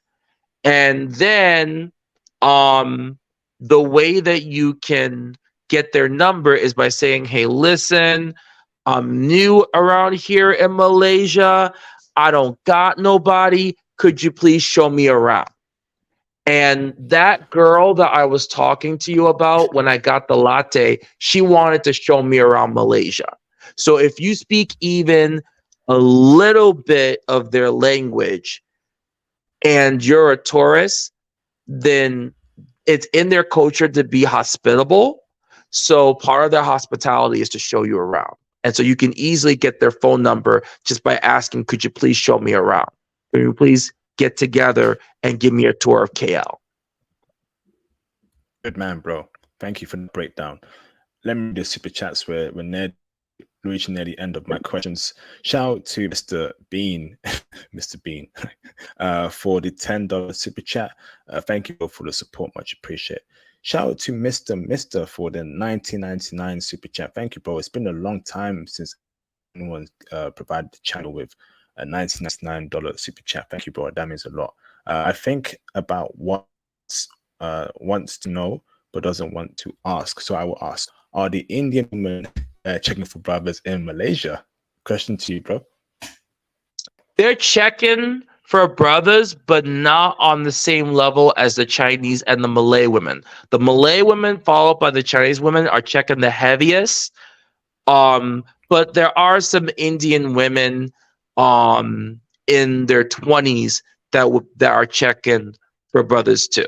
So you will have some Indian women with black eyes, but I saw a lot more Malay women with black eyes and Chinese women with black eyes. Interesting. Thank you, bro. A great super chat there, Mister. Thank you for the support once again. Much appreciated, bro. So, brother, right? How do we dress out there in Malaysia to gain respect and for women to be attracted to us? Right? What do we wear? What do you advise we should wear? I know it's a hot country, but how do we dress cool but still dress presentable for women to be attracted to us, bro? Okay, so the thing about it is the fact that I wore a short set. So when I say a short set, it was like a matching button shirt with shorts that was like a sky blue, and then I had another button shirt with matching shorts that was like salmon colored, and then I had some t-shirts with shorts. So you can wear typical summer outfits, but do not dress like a hip hop thug. That's not going to work in Malaysia. You know what I mean? So because of how conservative the women are, you can dress casual, but not with the gold chains, the big cross around your neck, like old baggy jeans, or even jeans that are too tight for you. Like following the hip hop thug stereotype, as much as they love hip hop, that's not gonna work. Especially if you want a quality woman, that's not the way to go. So if you're going to the club, let's say, I would recommend a nice pair of khakis or black jeans or pants, a nice button shirt. If you want to wear a blazer or a suit jacket, that's fine. That's the way I'm going to be dressing when I celebrate the New Year's celebration with my girlfriend. It's going to be nice pair of khakis, a nice iron button shirt, and then maybe I'll wear a blazer if it's cool, and that's it. So when you go to the club, that's how you should dress.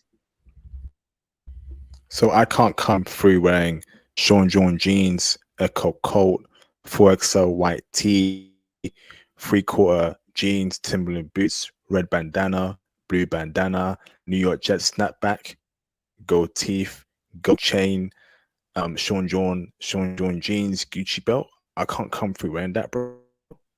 No. In fact, I saw a video of a guy that was dressed like that in Kuala Lumpur. He did a video of himself on YouTube, and he didn't get a lot of play because of that. But I noticed that the brothers that dress more conservatively, like you and I do, they got the most play in Kuala Lumpur. And even like the hip hop artists that are Nigerian, they dress a lot more conservatively than do a lot of the hip hop artists in the West. So they had like, even if they wore jeans, it was a nice pair of jeans. It was like a nice polo shirt or like button shirt. Like it was business casual and very decent, very gentlemanly, put it like that. Wow, amazing. Thank you, bro. Next question for you, bro, is the nightlife, right? And this is more in terms of the vibes there.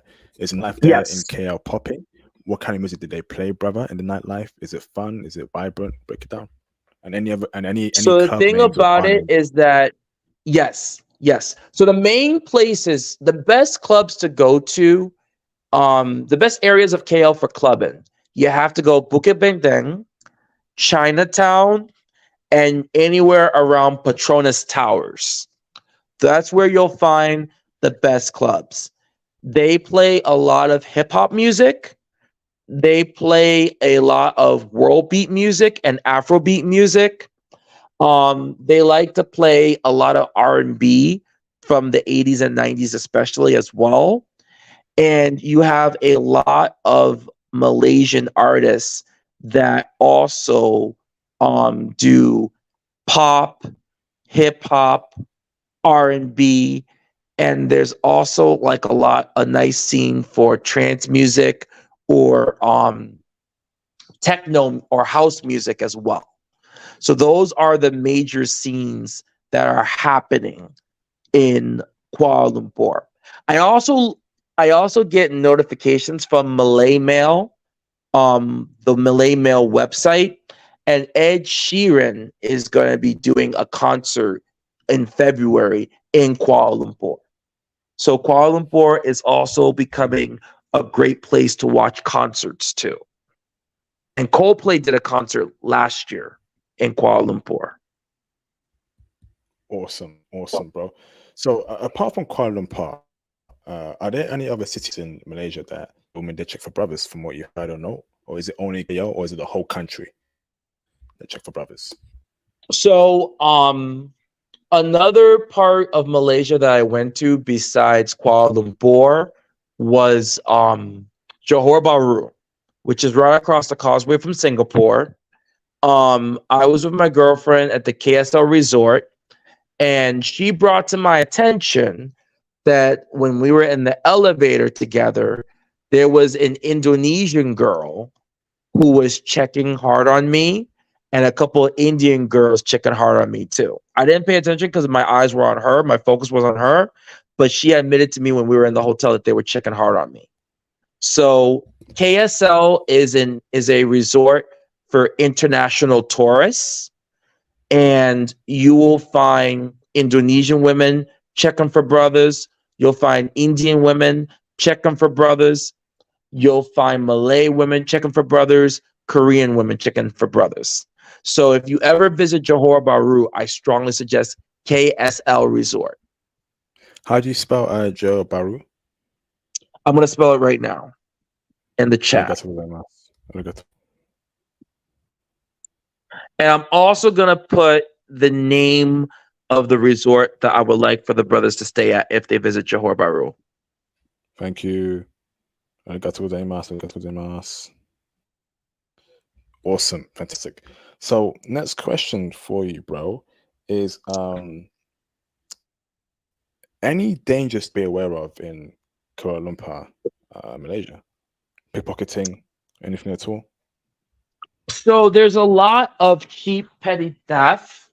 So one thing that I strongly suggest is don't let people walk right next to you or bump into you because they know how to pickpocket you in such a smooth way so that they bump into you and then before you know it, your wallet's gone. That's something that did not happen to me personally, but before I made the trip to Malaysia, that was something that my girlfriend always warned me about. Another thing I will say is that the majority of the fraud of the theft that happens is identity theft as well as identity fraud. So I'm not gonna say do not use an ATM in Malaysia, but what I will say is be very extremely selective. Try to use Malaysian ringgit cash as much as you can. And in the case you're not able to use Malaysian ringgit cash, they do accept American dollars as well. And if you are going to use an ATM, use an ATM that is either sponsored by a major bank or it's a part of a major bank. So if you go to a major bank, let's say in the airport, and there's an ATM machine that has the same logo as that bank, then you can use the ATM and it's safe. But if it's a public ATM, don't use it because there are too many cases of people's identity being stolen just by people putting their PIN number in the ATM machine. Wow. Wow. Amazing, bro. Amazing. Good intel there. So you're saying, are you saying avoid all ATMs or only go to ATMs in the bank to get money out? Only go to ATMs inside of the banks. Okay. Good man. Good And stuff, if bro. you can, before you leave your country, because this is what I did, if you can be, and I'm going to do this again before I go to Malaysia again on December 22nd for Christmas and New Year's. If you can get some Malaysian ringgit in advance to bring with you before you go to Malaysia, even better. How would you do that? Is that So, getting dollars out in the US and then converting it in the US? Right. So, but I'm sure in the UK you could do this too. So you can either go to your local bank and you can order the Malaysian ringgit in advance. You got to give them usually at my bank, which is you have to give them at least 2 weeks in advance to order the Malaysian ringgit. But there's also, for those that live in the States, there's this place called DTX in a lot of major shopping malls. And sometimes they have Malaysian ringgit already in stock. But even if they don't have it on stock, they try to get Malaysian ringgit for you within the next week. So you let them know when you're going to go on your trip. I'm going during Christmas. Okay. I'm going to have the Malaysian ringgit ready for you within a week.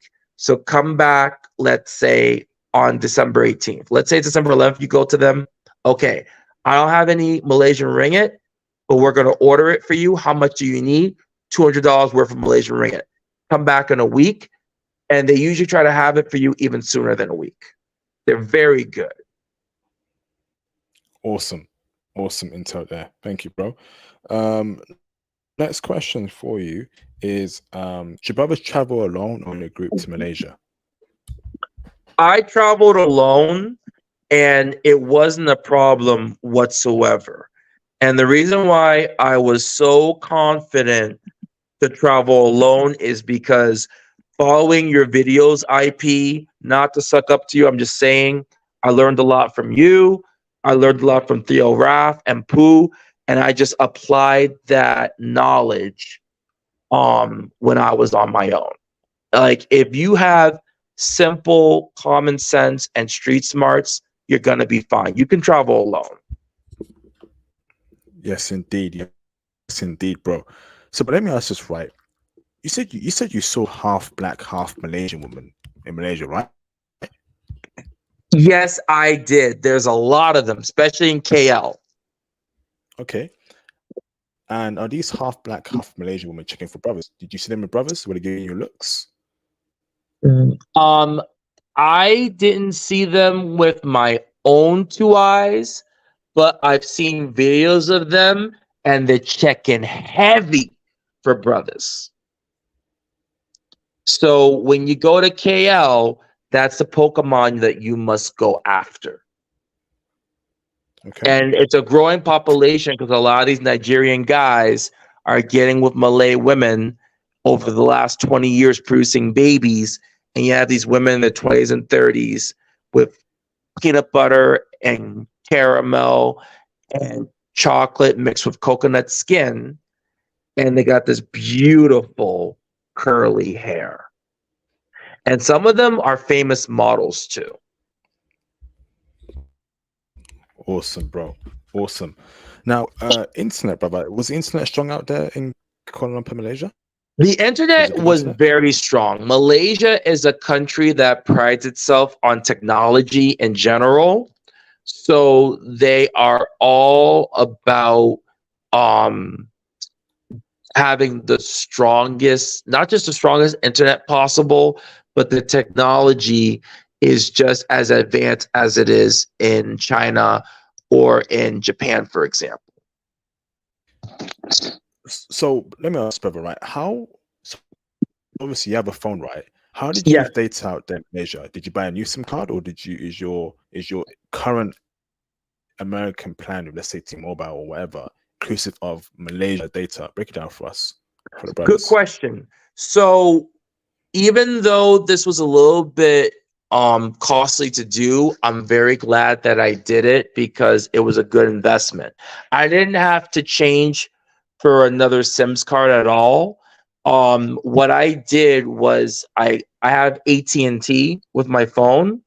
So I got a brand new phone, first of all, the Samsung Galaxy, and I added a provision on my phone plan in which I can use international data in over 20 countries, Malaysia included. And it was only like $10 for each day that I use the international data for the first 10 days. And then after the 10 days, it was just automatically part of my plan. I didn't have, once I paid $100 in 10 days, broken up, I didn't have to pay any more money anymore. I was able to get phone calls just fine in Malaysia, like what I did in the States. Awesome. This has been a great live stream. Okay, thank you very much, DM. So, brothers, now it's time for you to call in. And before you call in, once again, join my Patreon to hear the explicit X-rated version about Malaysian woman on the Patreon. We went really in depth in it in the Patreon, brothers. Go and check that out ASAP. Make sure you support as well. If you have any questions that you can't call in, please send your questions in the super chat or PayPal donation. Okay. And of Smash course, that like button, guys, because IP works so hard. Smash that like button. He needs likes. Yes, indeed. Thank you very much. Like the video, cop the merch, book your IT consultation. Just show me some support. That will be greatly appreciated. Okay, let's get it cracking, man. So let me open up the phone lines and let's get some questions in, and then let's have a great Q&A session. Copied, paste it in here, call in, and then here's the link. Okay, call in, paste it in there. All right, brothers, call in. Yeah, new country, new vibes. Now it's time for you to call in, brothers, to ask your questions about Malaysia, the life of Malaysia, Malaysian woman, etc., etc. Call in, brothers. Thank you, DM, for this great discussion. Thank you for having me. It's been my honor to be on your channel. No, thank you for coming on, bro. It's definitely been greatly appreciated, the intel that you have for us, brothers. Okie dokie. Okay, so now, brothers, I'm gonna give you out 5 minutes for you to call in. If no one calls in, I'm gonna end the stream early. So, brother, when are you going out again? So, I'm gonna leave because the thing is, the closest international airport to Niagara Falls is in Toronto. So I fly out of Toronto on December 22nd, and I'm coming back on January 3rd. So I'm going to be there for Christmas as well as New Year's. Awesome, bro. Nice. So is that 2 weeks or 1 week? It's going to be 2 weeks. Fantastic, bro. Fantastic. Would you say it's a great country to live there and raise your kids there as well? It's a great country to live. It's a great country to raise your kids. A lot of people that have the African American couple that I told you about that moved. There, it was a couple. They didn't have kids yet, but they plan on having their family in Malaysia.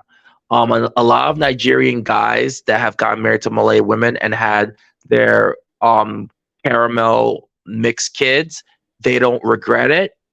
And a lot of I saw the one black guy that I bumped into at Holiday Inn Express. He looked like a happy man. He saw me, I saw him. We didn't get a chance to talk, unfortunately, but we nodded our head. We were happy that we were in Malaysia. A lot of the black guys that visit Malaysia or that live in Malaysia, they're happy, and the American dollar goes a long way. The pound sterling goes a long way. The euro goes a long way in Malaysia. So if you are thrifty, you can live well in Malaysia, even in Kuala Lumpur, the capital. Awesome. There was an Awesome. American guy that has a channel on YouTube, and he went to retire. A lot of people from Australia, New Zealand, Great Britain, China, Singapore, the US, Canada, they've gone to Malaysia to retire too. Awesome. Awesome, man.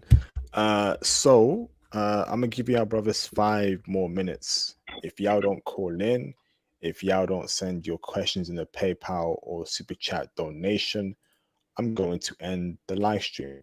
Okay, so now we are reaching the 2-hour mark. Okay, if no one calls in by the 2-hour mark, I'm gonna end the stream, and I hope y'all have a great weekend ahead. Okay, this has been a fantastic live stream. I've had a great time, and yes, I'm super happy with the intel we got for the brothers, man. Maybe one thing I can say, Awesome. just in case it might tickle some interest a little bit, is that if you want to play, then the place to go play is Thailand and the Philippines. If you want to have a wifey, Malaysia is very similar to Japan and South Korea, in which it's about having a wifey or a serious girlfriend. So just keep that in mind. If you want to play, go to Thailand or the Philippines. If you want a wifey or a serious girlfriend, Malaysia would be along the same lines as Japan and South Korea. So just something to keep in mind in case that might tickle some more interest to make some phone calls or send a super chat. Amazing, bro. Amazing. Where would you rank, right, Malaysia, on the list of countries you've traveled to so far, bro? Okay. So Malaysia, Malaysia number 1. I would say Japan number 2. Oh. I was only in Japan for a cup of coffee though, because I had to go from Narita Airport to Haneda Airport to get my connecting flight to Kuala Lumpur. But I had some girls giving me the eye, and I had some conversations with a couple of girls that worked at the airport too. So, but I would just say like Malaysia, but it's also combined with the experiences that other brothers have had in Japan too. So I would say Malaysia, Japan, Singapore, and then Singapore will be over Canada.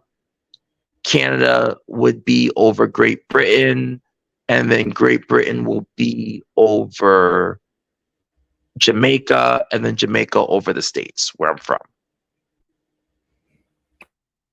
Awesome. All right, so I don't think we're gonna get callers here in today, bro. So DM, do you have any closing statements, bro, before I end the live stream? Okay, so guys, Malaysian women love hip hop, but please don't be a Pookie and a Ray Ray and mess it up for the brothers here. Once again, this is for serious interest in having a girlfriend or a wife. Malaysia, which is the place for you. You can get any kind of girl you want in Malaysia, Chinese, Malay, Indian, Filipina, Korean, Vietnamese, they're Indonesian, they're all chicken heavy for brothers. What I personally like about Malaysia is because it's the crossroads of Asia, you can get any kind of Asian girl you want in Malaysia. So you can travel to different countries without having to get your passport stamped one too many times because they're all coming to KL especially. And even though Malaysia is more conservative than Thailand or Vietnam or Philippines, I promise you that if you give Malaysia a chance, especially KL, you won't regret it because these women are among the most feminist. Sorry, these women are among the most feminine, not feminist, feminine women I've ever dealt with, besides Japanese women and Korean women. But you said that they love hip hop there, right? Yes, they do. Is this a discussion where do they know about the N-word and how it's a bad word? Are they educated on that N-word, brother? I did have that conversation, and I'm glad you brought this up too. I did have that conversation with my girlfriend, and I told her that even though there's two different definitions to it, I don't use it for either one because of the historical connotation that's connected with it. And she did admit to me that there were some Malaysians and Southeast Asians that she knew that love hip hop. And because they hear that in American and British hip hop music, they may use that word that ends in A, similar to what they do in the Philippines. But to use the one that ends in ER, they don't do it. But once again, Malaysian people are very humble in general. And if you have that conversation with them, they'll be understanding for the most part. And they'll even thank you for calling out their attention to it. The A and the E are the same word in my Exactly. opinion. To me, they're the same. To me, they're the same. But it's just if you have the conversation with them, they'll appreciate you're calling them out on that, and they won't do it. I personally have never had someone use that with me. Not in a hip hop way, not in a racist way, not period. And I think it's very rare if it does happen. In America too? In America, you know that it's very common for Black people to use the N-word that ends in A with each other. Apart from Black people. It's more common in America, but I don't take that from anybody. I don't take that from anybody. Hasn't anyone said it to you that was non-Black to you, brother, in America? Growing up, yeah, and I said some racist things back to them. And they didn't do it again. Can I ask what race said that to you, bro? It was so I was in a lot of honors classes growing up because to my family, education is very important. So there were a couple of classes where I was the only Black kid, and they said the N-word that ended in ER to me, and I had to defend myself by calling them white trash and a piece of trash. And I had to take a 1,000-page hardbound math book and throw it at this kid's head so that he knew not to ever use that word with me again. And he didn't. Okay. Let's make sure we keep things clear. Okay, bro? But thanks for that breakdown there, brother. Awesome. So, brothers, this is the end of the live stream. Thank you very much, DM, for the breakdown here, brother. Much appreciated, bro. And I'm gonna see our brothers on the next video. Peace out, brothers, and have a nice evening.